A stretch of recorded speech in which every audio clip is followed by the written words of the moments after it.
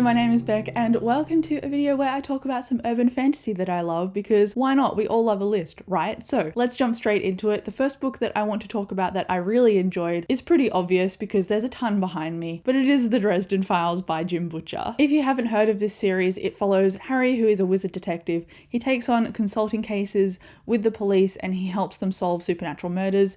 This started out as formulaic, but it really builds on each book, so please give it a go. I love Harry's humour. I love the way that the story has usually a central theme in it in each book, and that theme tends to vary, and it also develops not just Dresden but the characters around him as well. And I love how expansive this series is becoming now. I also have spoiler-free reviews for every book in the series so far that I've read. I think I'm up to book 8 at the time of filming this, and then my partner and I did a spoiler discussion for the first 8 books in the series, so I will link that down below as well. But Dresden is first on this list because number one, the audiobooks are incredible and narrated by James Masters. And number two, I keep returning to these books because I love the characterization and I love Harry Dresden's voice, but it is in first person. So if that's not something that you're into, then definitely go the audiobook, because I am now a convert and I am obsessed with this series, and I don't see that obsession dying down anytime soon. Next on this list is Ninth House by Leigh Bardugo, and this one is quite a hyped up release only because Leigh Bardugo is quite a popular young adult author, but this happens to be one of her adult books, and it follows a girl named Alex Stern, and she ends up joining the secret society at Yale University, and she joins this because she has the aptitude to see ghosts and has been able to do this since she was a child. And so the school kind of want to capitalize on that, as well as pair her up with a guy to investigate stuff going on in the societies so that bad things don't get out and things are kind of contained. But the way this is set up, it's a very slow burning story. And as someone who reads a lot of adult fantasy, I'm completely on board with that. Like, I loved the way that this was set up. I loved Alex Stern as a character, and I love Darlington, the guy that she's set up in a partnership with. And I think because this is told in like an alternating timeline, so you get to see current day and flashbacks as Alex grows and encounters new scenes and situations. I guess some people might get put off by that, but personally I loved it, and that's why I want to recommend it, because I think this was just an incredible look at secret societies and like dark academia, and it also had ghosts and stuff in it, so it very much fits that urban fantasy vibe.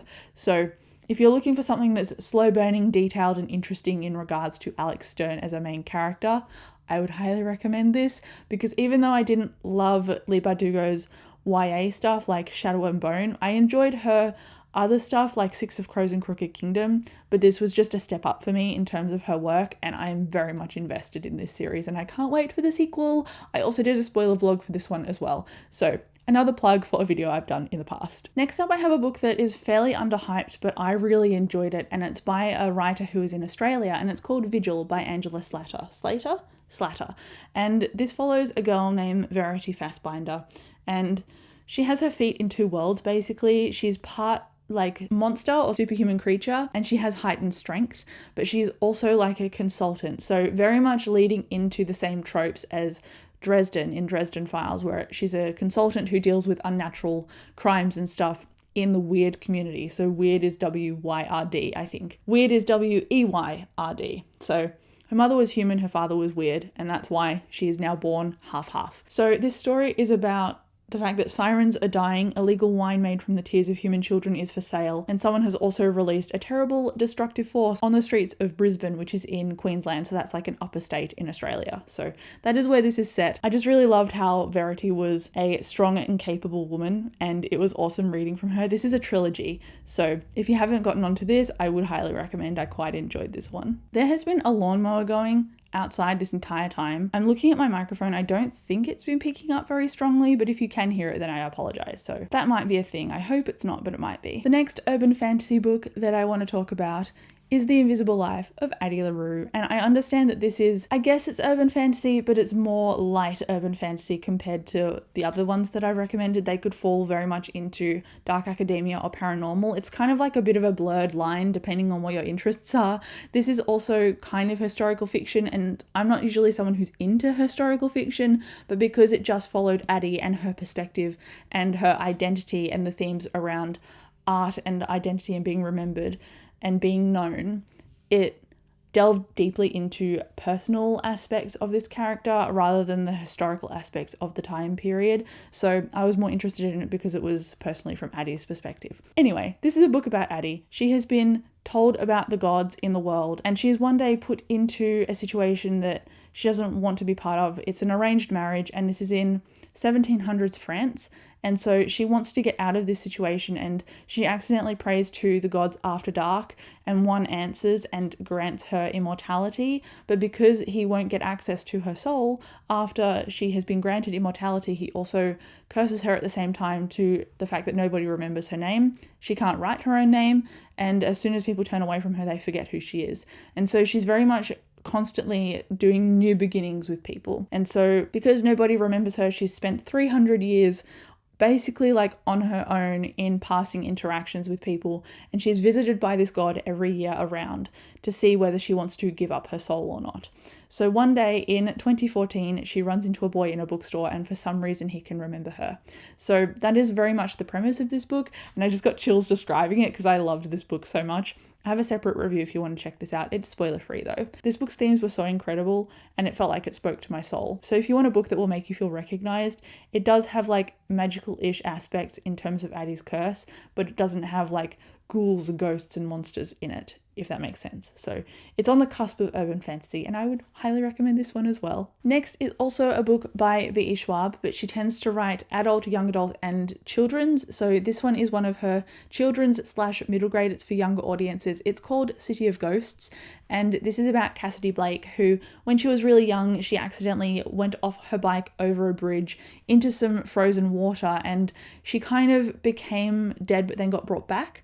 And when she got brought back, she brought back a ghost with her name Jacob. So she now is able to see ghosts, and she also has a best friend who is a ghost. So it's very much about Cassidy and trying to right the wrongs of these ghosts if they're in the wrong situation, if they want to be freed. So she kind of investigates that, but at the same time, her parents have no idea she can see ghosts, but her parents also have a TV show investigating ghosts. So one of her parents is a soul believer, one of them is a complete opposite. So that's what makes the dynamic of the TV show work. And Cassidy very much keeps a secret from them the fact that she can see ghosts. So their TV show means that they travel around into different countries, and the first book is set in Edinburgh in Scotland, and then the next book is set in Paris. I love the way that these characters travel, and I love what's being built up. Even though this is a middle grade story, I gave it 5 stars because I really enjoyed every aspect that was built into this world, and I loved Cassidy and I loved the story. So even though it's not necessarily for my audience, because I'm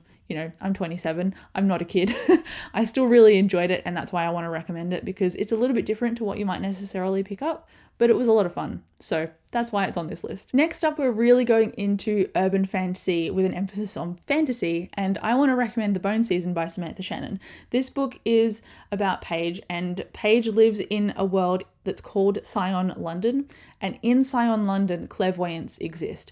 Many different kinds of clairvoyance, but clairvoyancy is also illegal. So there is a whole underground network of like a puppet government going on, and when they clock the fact that Paige is a clairvoyant, she gets kidnapped and taken to like an internment camp kind of situation, and there she meets Warden. And Warden is not necessarily human, so it involves fantasy aspects, and it involves clairvoyancy and ghosts and like an underground criminal aspect to it as well. So it's got a whole bunch of different moving facets, and I really enjoyed this. It does do a lot of heavy world building in the first book, but if you just read through, you'll be fine. I picked it up and it was fine. And I really enjoyed The Mime Order, which is the second book, and then The Song Rising. I went from like a 4-star rating for The Bone Season to a 5 and then a 5. And I believe The Mask Falling is the next book that is very close to being released. So I think that comes out in January 2021. So I am loving this series and the way that Samantha Shannon started writing it when she was 19, and she's now, I think, my age. So she's grown to the point where she's surpassed her main character's age. So she's developed her writing at the same time, and she's also gone off to write a standalone adult fantasy called Priori of the Orange Tree, which you may or may not have heard of. So her writing only grows with each book. The characters only grow with each installment, and that's why I'm recommending it, because I feel like The Bone Season got talked about quite a lot several years ago, and then it kind of just like died down. And I don't want it to die down because it's a really good series, so go and pick up The Bone Season. The next one that I want to recommend is The City We Became by N.K. Jemisin, and I pivoted into her urban fantasy after reading her apocalyptic fantasy, the 5th season. So I loved that Broken Earth trilogy, and now I've really enjoyed The City We Became as well. It's really hard to describe though, but it's set in New York and there are 5 different factions of New York, and the way that it works is one person will basically be that city's avatar. So whatever happens to that person is reminiscent of what happens to that section of New York. So for example, there's a character that's Brooklyn, there's a character that's Manhattan, and each of these characters are banding together to fight against the suppression of their cultures in each microcosm of New York. And the way that N.K. Jemisin writes is like she just grabs you by the scruff of the neck and throws you into her book. And so when I started, I felt like quite boggled, but as the story progressed, it had its finger on the pulse of social politics. It talked about racism and police violence, and oh my goodness, it was just such a topical book. And the way that N.K. Jemisin wrote, she just left no holds barred. Like, she was incredible, and that is why I keep going back to pick up her books. So I don't live in New York, obviously I live in Melbourne, but I've heard a lot of people say that it felt like New York City when they read it. So if you want that New York City vibe, if you want something like under the surface brewing, and if you want to be made uncomfortable but interested, I would recommend The City We Became, because I really liked it. And then next up is a book that is YA rather than adult, and I don't think I've talked about this series very much, but it's related to The Raven Cycle. It is Call Down the Hawk by Maggie Stiefvater.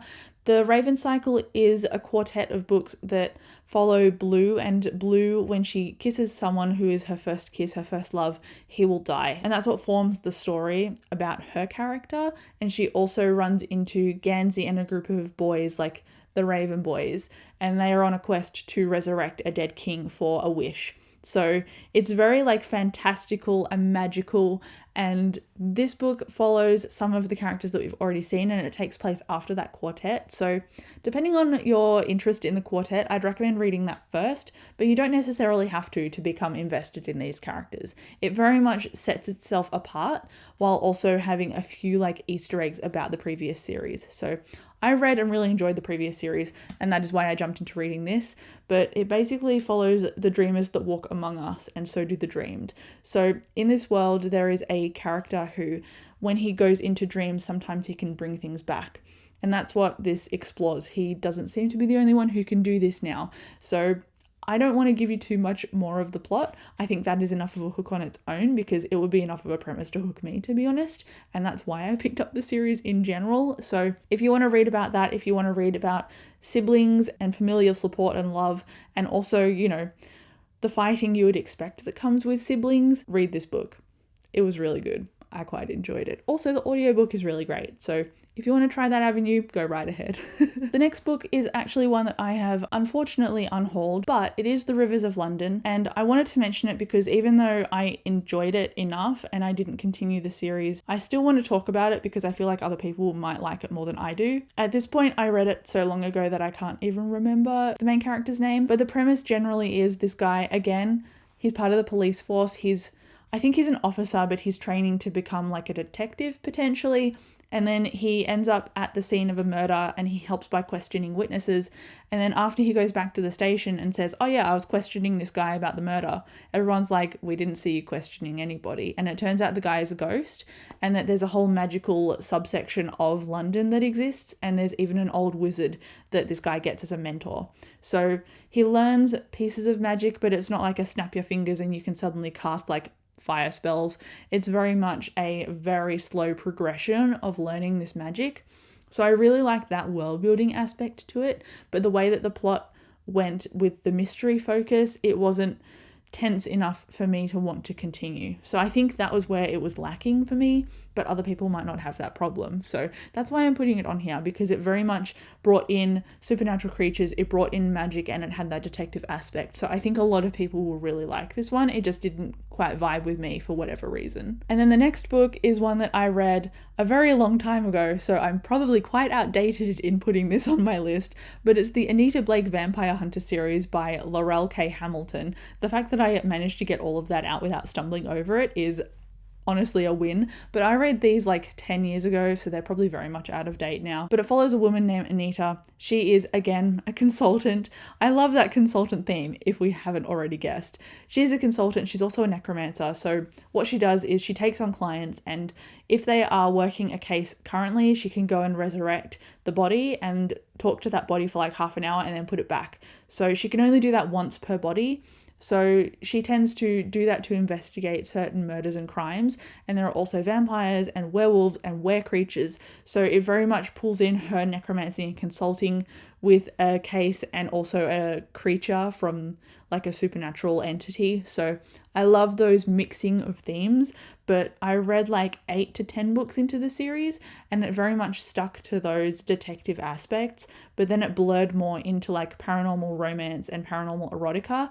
And while that is fine for the series in general, it's not why I started the series, so that's why I stopped reading it, because it just wasn't really what I started it for, and it kind of diverted from what I'd initially wanted it to be, so that's why I put it down. I haven't reread those books for like more than 10 years now, so I'm anticipating that the way I responded to the writing and the characterization is going to be a lot different now that I read to review and analyze books, so I haven't popped the lid on that particular series to revisit it again because I don't want to hate it. I want to just like capture it in my memory and enjoy it for what it was. So if you go into those books and you're like, Beck, I hated it, please don't blame me because I read them a very long time ago. Okay, so I have 2 left. The next one is the Mercy Thompson series by Patricia Briggs, and this follows a woman named Mercy. She is a mechanic and she's also a were-coyote, or a shifter coyote. She's a shapeshifter. She's not aware anything. I need to make that distinction clear because she makes it clear at the start of the book.